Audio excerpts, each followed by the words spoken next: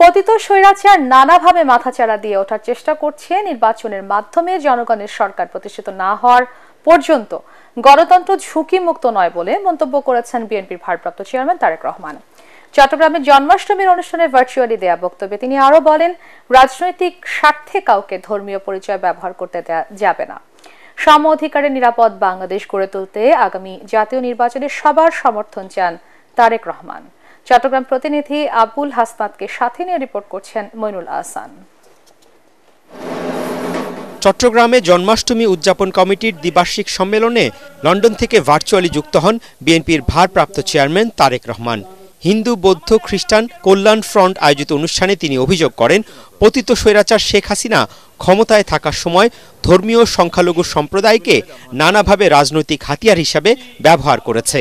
বিতাড়িত পলাতক স্বৈরাচারের সময় গত ১.৫ দশকে দেশের সংখ্যালঘু সম্প্রদায় কিংবা তাদের ধর্মীয় স্থাপনা অথবা বসত বাড়িতে হামলার ঘটনাগুলো নেপথ্যে যে দেখি, আমরা ঘটনাগুলো যাচাই বাছাই করে দেখি, তাহলে আমরা দেখব এই ঘটনাগুলোর নেপথ্যে ছিল অবৈধ লোভ লাভের জন্য দুর্বলের উপরে সবলের হামলা কিংবা অসৎ রাজনৈতিক উদ্দেশ্য।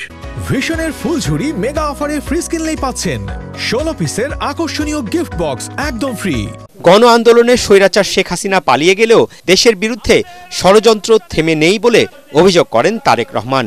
স্বৈরাচার পালালেও গণতন্ত্র কিন্তু এখনো সংখ্যামুক্ত নয়। অন্তর্বর্তীকালীন সরকারকে ব্যর্থ করে দেওয়ার ষড়যন্ত্র কিন্তু ক্রমাগত অব্যাহত রয়েছে। পলাতক স্বৈরাচারের যে দোসর, এরা নানা কৌশলে পুনরায় কিন্তু মাথা চাড়া দিয়ে ওঠার অপচেষ্টায় প্রতিনিয়ত লিপ্ত।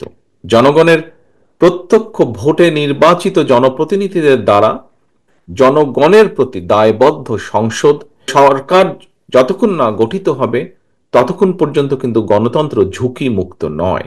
বিএনপি ক্ষমতায় গেলে ধর্ম বর্ণ নির্বিশেষে নিরাপদ বৈষম্যহীন বাংলাদেশ গড়ে তুলবে অঙ্গীকার করে তারেক রহমান সবার সমর্থন কামনা করেন। একটি নিরাপদ বাংলাদেশ গড়ার জন্য আমাদের সবার সামনে আগামী জাতীয় নির্বাচন একটি বিরাট বড় সুযোগ।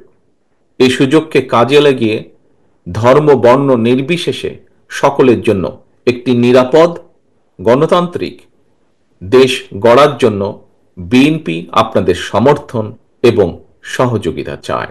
চট্টগ্রামের জে.এম. সেন প্রাঙ্গণে অনুষ্ঠানে ধর্মীয় সংখ্যালঘু সম্প্রদায়ের বিশিষ্ট ব্যক্তিরা উপস্থিত ছিলেন। মইনুল আহসান, এটিএন বাংলা।